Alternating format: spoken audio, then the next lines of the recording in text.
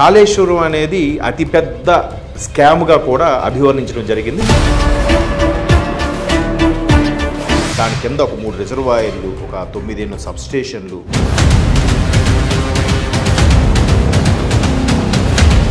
$94,000 కోట్లు అయినప్పుడు అవకతవకలు జరుగుండొచ్చు. బీఆర్ఎస్లు అలాగే చెప్పారు కదా, దానికి 100 కోట్లు ఖర్చు పెడితే మేడిగొడ్డ పిల్లర్ పని అయిపోతే అని అన్నట్టు అన్నారు. 100 కోట్లు అంటే ఏంటమ్మా, వేసుకునే కోట్లే.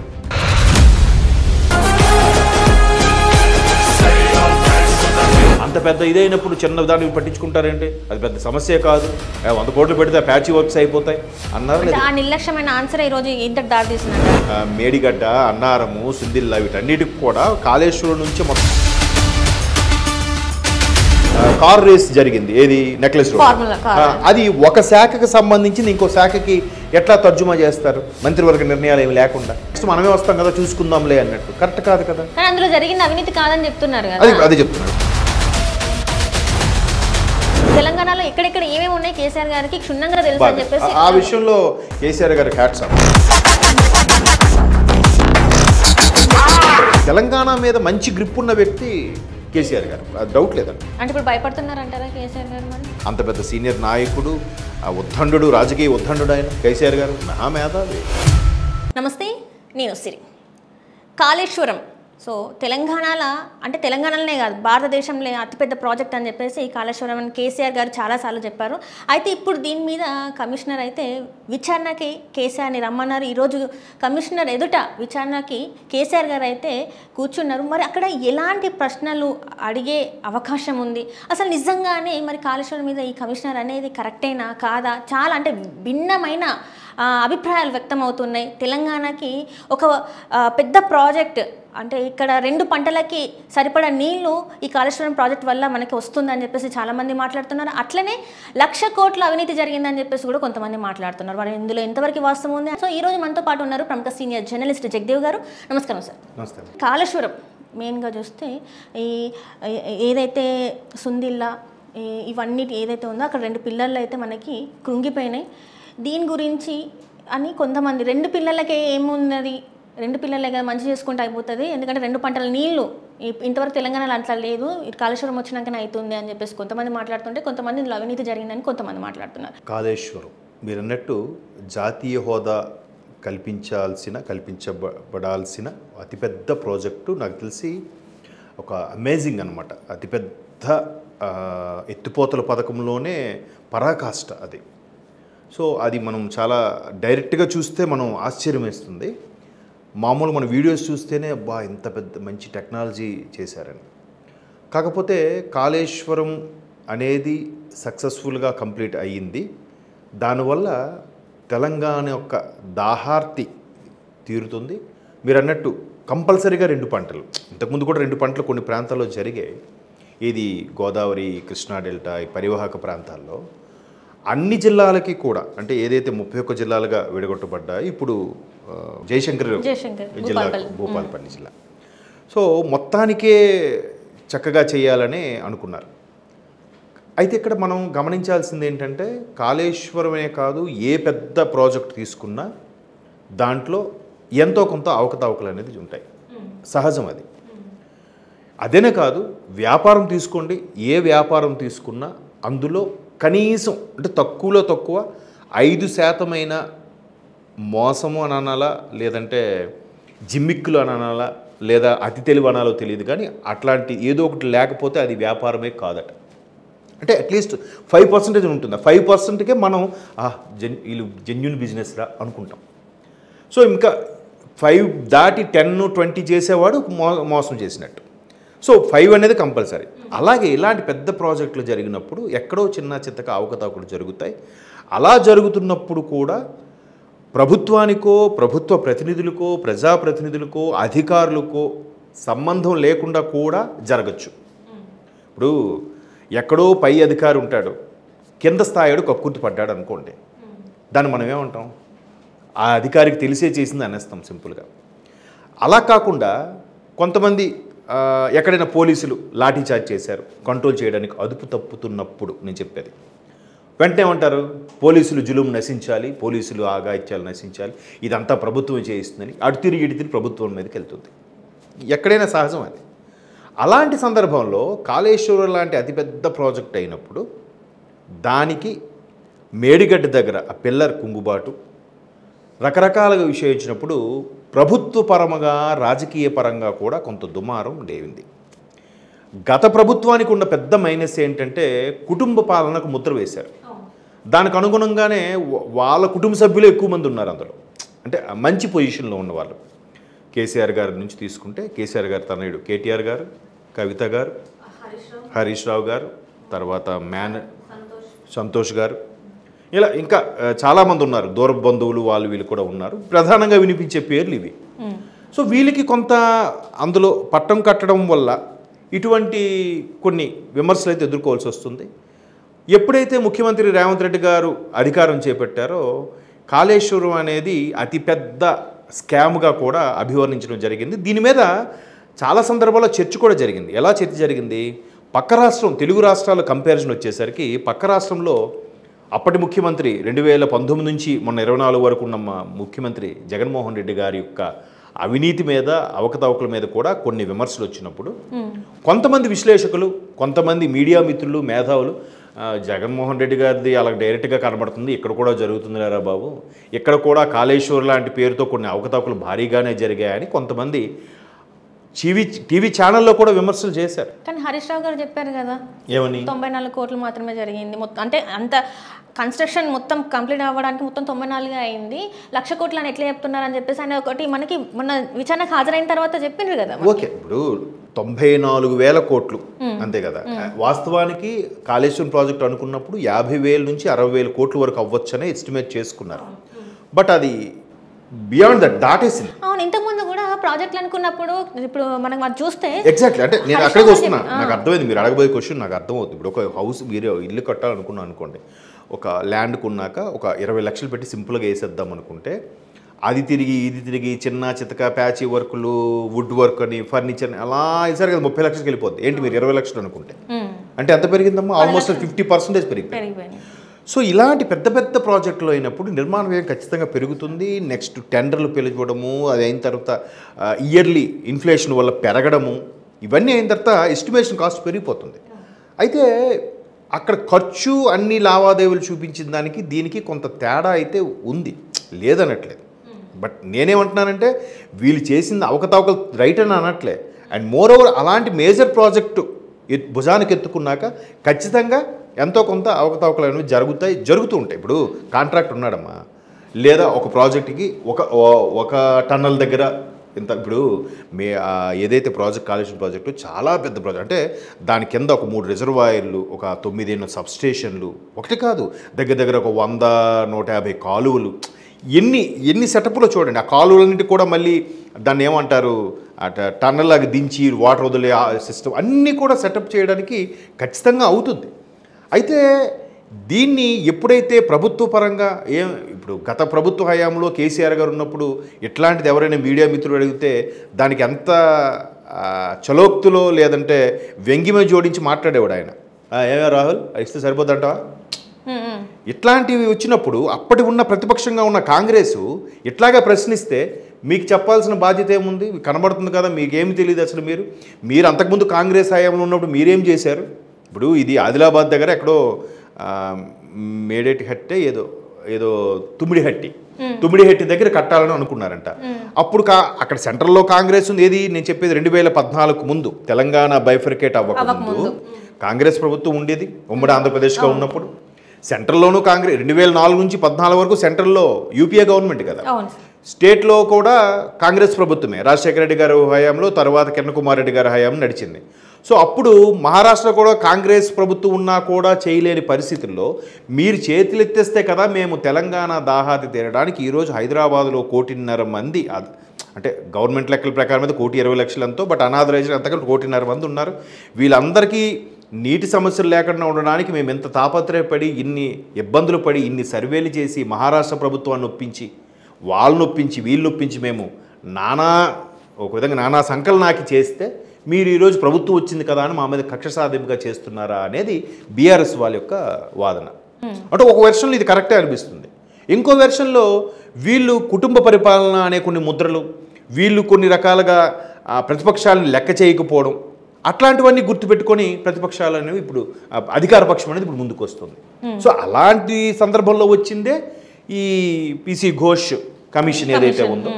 ఇప్పుడు నిన్న మొన్న హరీష్ రావు గారు అటెండ్ అయినప్పుడు కూడా ఏమన్నారు, ఏదైతే సెంట్రల్ వాటర్ కమిషన్ సిడబ్ల్యూసి ప్రకారం ఏదైతే ఉందో ఇరిగేషన్ కేంద్ర నీటిపారుదల శాఖకు సంబంధించింది ఏదైతే ఉందో దానికి అనుగుణంగానే సర్వేలు చేయించి సిడబ్ల్యూసి సర్వే చేయించారు, ఇంకా వ్యాప్స్కో అనేది ఒకటి ఉంటుంది ఆ సర్వే ఒకటి చేయించారు. అవన్నీ రిపోర్ట్స్ తెచ్చుకున్నాకే చేసింది. ఈరోజు మీరు దాన్ని ఎలా తప్పుపడతారు? జరుగుండొచ్చు, మరి అవినీతి నిరోధక శాఖ ఎలాగ ఉండనే ఉందిగా, దాని ద్వారా చేయించండి. మళ్ళీ కక్ష సాధింపు కాకపోతే పాత ముఖ్యమంత్రిని పాత మంత్రులను తీసుకొచ్చే ఉద్దేశం ఏంటి? ఎందుకు ఎంత ఇబ్బంది పెట్టడం ఇంజనీర్లని అధికారులని? ఇప్పుడు మంత్రివర్గ ఉపసంఘం ఒకటి పెట్టారు కేసీఆర్ గారు. ఆ మంత్రివర్గ ఉపసంఘం మొత్తానికి అన్నిటికీ బాధ్యత తీసుకుని హరీష్ రావు గారికి అప్పచెప్పారు. ఏది మన నీటిపారుదల శాఖగా.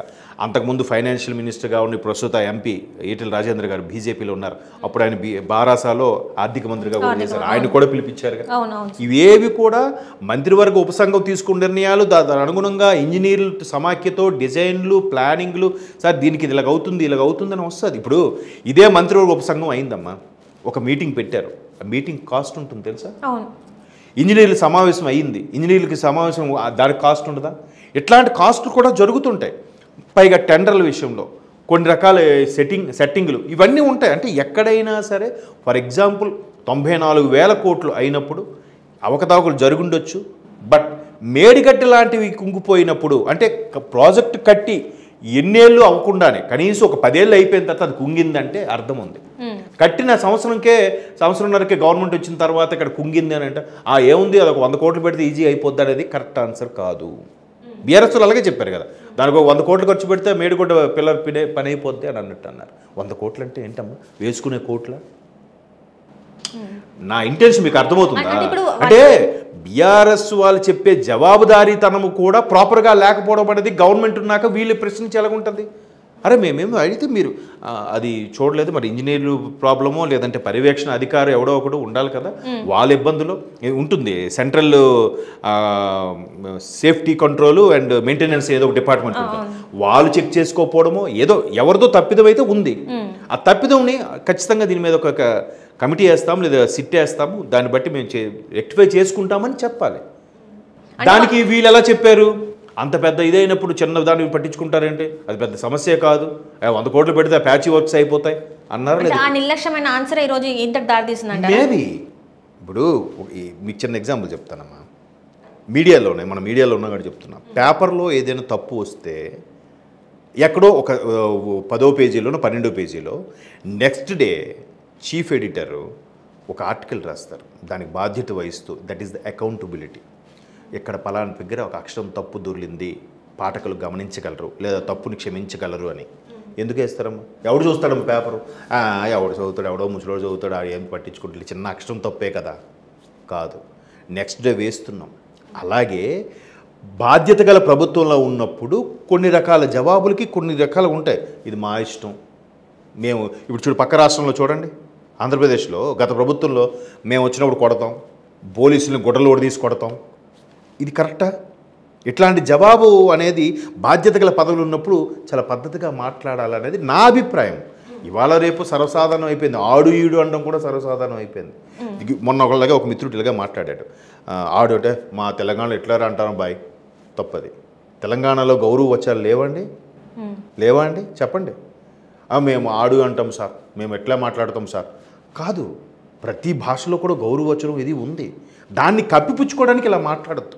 ఎందుకంటే ఇదే కేసీఆర్ గారు ముఖ్యమంత్రి అయిన తర్వాత ఆదిలాబాద్ ఎక్కడికో రైతుల సమావేశానికి వెళ్ళినప్పుడు అక్కడ ఒక రైతు పొరపాటున ప్రశ్నించిపోయి ఏమి ముఖ్యమంత్రి సారు నీ సింగులర్ ఏదో వాడాడు. అప్పుడు ఈయన వెంటనే స్పందించాడు కదా, దిమాకట్ట లేదా ముఖ్యమంత్రితో మాట్లాడే ఇదేనా, గౌరవచంగా మాట్లాడడం తెలియదా అని చెప్పి ఈయన తిరిగి అడిగాడు ఆయన. మీరు కావాలంటే పాత వీడియోలో చూసుకోవచ్చు. అంటే ఇక్కడ కూడా గౌరవచనం ఉంది, లేక కాదు. మేము ఎట్లా మాట్లాడుతాను బాయ్ అంటే నీకు రెస్పెక్ట్ ఇచ్చే ఉద్దేశం లేదు, దాన్ని కప్పిపుస్తున్నావు అన్నట్టు. అలాగే వాళ్ళు బాధ్యతగా ప్రభుత్వంలో ఉన్నవాళ్ళు ప్రతిపక్షంలో ఉన్నవాళ్ళు అడిగినప్పుడు దానికి ఖచ్చితంగా ఒక సిట్ వేస్తాం చూస్తాం అని అనాలి. ఇప్పుడు ఎలా అయిపోయింది, మా ప్రభుత్వం వచ్చి మేము చూసుకుంటాం, నీ సంగతి మా ప్రభుత్వం వచ్చాక చూస్తాం. ఇప్పుడు ఎదుర్కొనే ప్రశ్నలు ఎలా ఉంటాయి అంటారు మరి? ఇంత జరిగింది అంటే ఎంత ఖర్చు పెట్టారు, ఎట్లా జరిగింది, అంతే కదా. ఇప్పుడు ఏంటి అని అడుగుతారా? ఇవన్నీ కూడా నిబంధనలకు అనుగుణంగానే జరిగిందా, లేదంటే మీరు మధ్యలో నిర్ణయాలు ఎందుకు మార్చారు, మీరు మధ్యలో ఆ జియో నెంబరు 65 650 సంథింగ్ గుర్తులేదు నాకు, అది ఎందుకు రిలీజ్ చేయాల్సి వచ్చింది, అక్కడ ఇందాక చెప్పాను కదా ఆదిలాబాద్ దగ్గర ఉండే అంటే అప్పుడు అంటే మహారాష్ట్ర వాళ్ళని ఎట్లా ఒప్పించారు అనేది కూడా ఇక్కడ ఒక మెయిన్.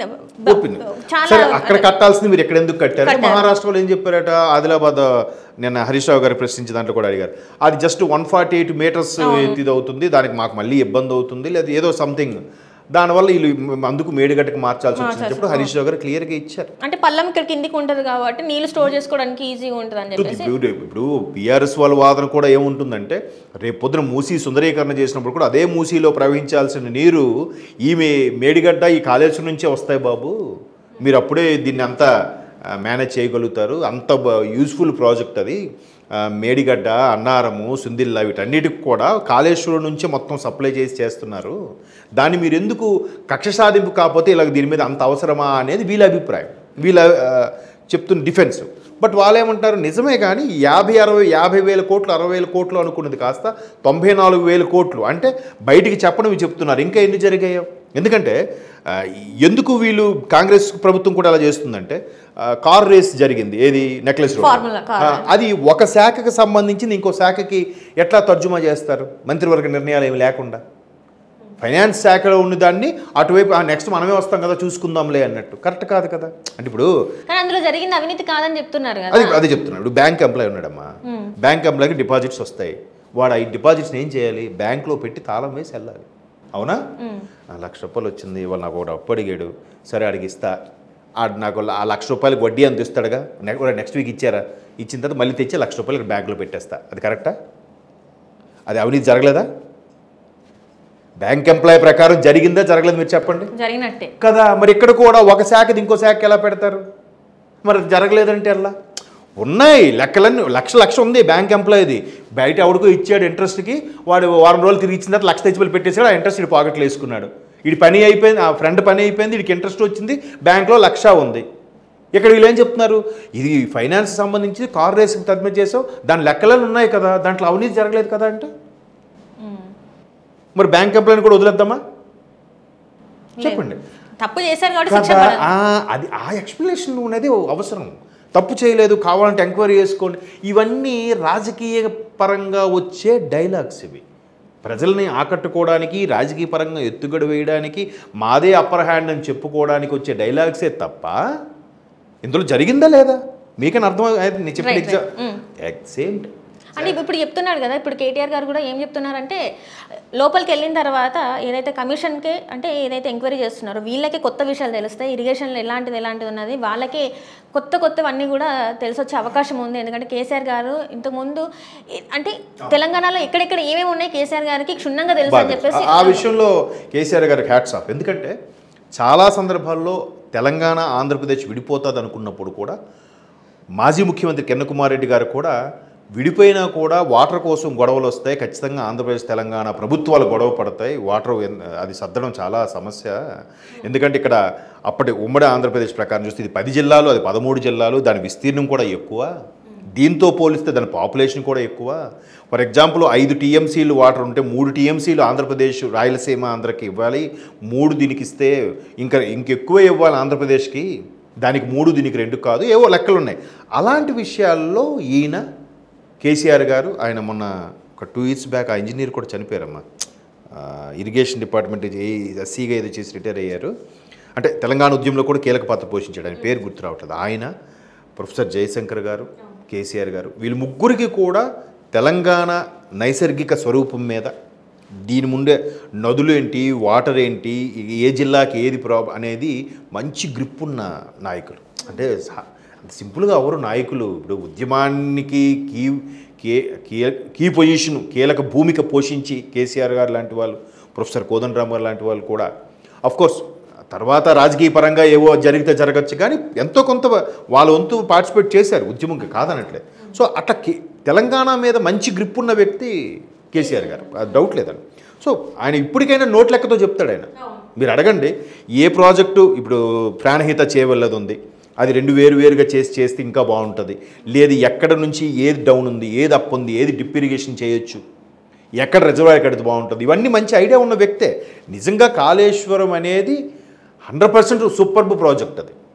కాకపోతే కొన్ని అవకతవకలు జరిగినప్పుడు అప్పుడు ప్రభుత్వం అనేది బాధ్యత వహించాలి. అంటే ఇంజనీర్లు తప్పు చేసినా మరి ప్రభుత్వాన్ని బాధ్యత అంటారా? ఏది ఇంజనీర్లు కూడా తప్పు చేస్తే మరి వాళ్ళకి ఆర్డర్స్ చేసింది ఎవడు? ఇప్పుడు విద్యార్థి తప్పు చేస్తే ఆ బాధ్యత ఎవరిది? మాస్టర్ది. కొడుకు తప్పు చేస్తే తల్లిది. చెప్తారు కదా ఎగ్జాంపుల్గా ఇవన్నీ. మరి అటప్పుడు ప్రభుత్వ ఉద్యోగులు ఏదైనా మిస్టేక్ చేస్తే అధికారులుగా ఉన్నవారు ప్రజాప్రతినిధులు ఎందుకు? అంతే చదువులు చదువుకున్న అధికారుల మీద పెత్తనం చెలాయించేది ఎవరు? చదువుతో సంబంధం లేని, క్వాలిఫికేషన్తో సంబంధం లేని ఒక సాధారణ ప్రజాప్రతినిధి కదా. అంటే నేను అన్నది ఒకవేళ ఇప్పుడు మొన్న ఆంధ్రప్రదేశ్లో తీసుకోండి, తిరుపతిలో లడ్డు నెయ్యి కల్తీ అయ్యింది, గత ప్రభుత్వ హయాంలోనే జరిగింది అది. అప్పుడు ఏమనాలి ముఖ్యమంత్రిగా ఉన్న వ్యక్తి జగన్మోహన్ రెడ్డి లాంటి వాళ్ళు, కింద స్థాయి ఎవడో కక్కుర్తి పడ్డాడో ఆ యదవను వదలొద్దు, వాడిని శిక్ష పడేలా చేయండి ఒక స్టేట్మెంట్ ఇచ్చేస్తే అయిపోయిందిగా. మాకు సంబంధం లేదు, నిజంగా తెలియదని, లేదు మేమేం చేయలేదు, మా ప్రభుత్వం ఉన్నప్పుడు జరగలేదు, అది కరెక్ట్ కాదు. అండ్ నువ్వు కింద వెనకేసుకొస్తున్నావా? అలాగే ఇంజనీర్లు చేశారు, నిజమే, అందరికీ అడగండి. మేమైతే ట్రాన్స్పరెంట్గా అన్నీ చేశాము, ఇంజనీర్ అని కూడా ఎవడో కక్కుర్తి పడ్డాడు, లేదంటే మాలో ఉండే ఎవడైనా మంత్రి వాడితో లాలూచిపడి చేసి ఉండొచ్చేమో, లేదా ప్రజాప్రతినిధి కాంట్రాక్ట్ డీలింగ్స్లో ఏదో చేసి ఉండొచ్చేమో, విచారణ చేయండి. మేమైతే ఏం చేయలేదని నిర్భయంగా చెప్పగలగాలి. అంటే ఇప్పుడు భయపడుతున్నారంటారా కేసీఆర్ గారు? మరి భయపడడం ఏ ఉండవు అమ్మా, రాజకీయాలు ఇవి ఒక రకమైన, అంటే అది ఇంకో వెర్షన్, అది ఆ టాపిక్ ఇంకోసారి మాట్లాడదు. ఎందుకంటే ప్రజలు అన్నీ చూస్తారు, ఇందులో అమాయకులు ఉన్నారు, మేధావులు ఉన్నారు. అదే ఇప్పుడు కమిషన్ ముందట ఏంటంటే హాల్లో కాదు, నాకు 1-to-1 కావాలి, నాకు కొంచెం ఆరోగ్యం సహకరించట్లేదు. ఇప్పుడు ఆయనతో పాటు మరో 9 మందికి కూడా ఛాన్స్ ఇచ్చారు, మధుసూదనాచారి, పద్మరావు గౌడ్, వీళ్ళందరూ కూడా ఉన్నారు. ముందే పెట్టుకున్నాడు, వాళ్ళందరితో పాటు ఉంటుంది కమిషన్. ఒక్కొక్కడు ఒక్కొక్క మాట చెప్తాడు, ఇంకా వాళ్ళు ఏం అడుగుతారు అధికారులు? పైగా అంత పెద్ద సీనియర్ నాయకుడు, ఉద్దండు, రాజకీయ ఉద్దండు ఆయన కేసీఆర్ గారు, మహామేధావి. It's not a joke. ఇప్పుడు 2011లో 2001లో ఇప్పుడు ఉద్యమాన్ని స్టార్ట్ చేసిన వ్యక్తి 2014లో సాధన చేసుకొని ప్రభుత్వాన్ని స్థాపించి వరుసగా 2 సార్లు ముఖ్యమంత్రిగా ఉండి, ఇట్స్ నాట్ ఏ జోక్ కదా. ఎన్ని చూసింటాడు ఆయన మనలాంటి జనరేషన్ని. కాబట్టి ఇది ఒక రాజకీయ ఎత్తుగడ కూడా అనుకోవచ్చు. చూద్దాం మరి ఎవరు నెగ్గుతారో, ఇక్కడ వీళ్ళే అవకతవకలు జరిగిన ప్రూవ్ అవుతుందో, లేదంటే కాంగ్రెసే గెలుస్తుందో, బారాస డిఫెన్స్ ఆడుతుందో, మనకి వీళ్ళు ఇచ్చే బులెటిన్ బట్టి తెలుస్తుంది. Right thank you so much. Thanks.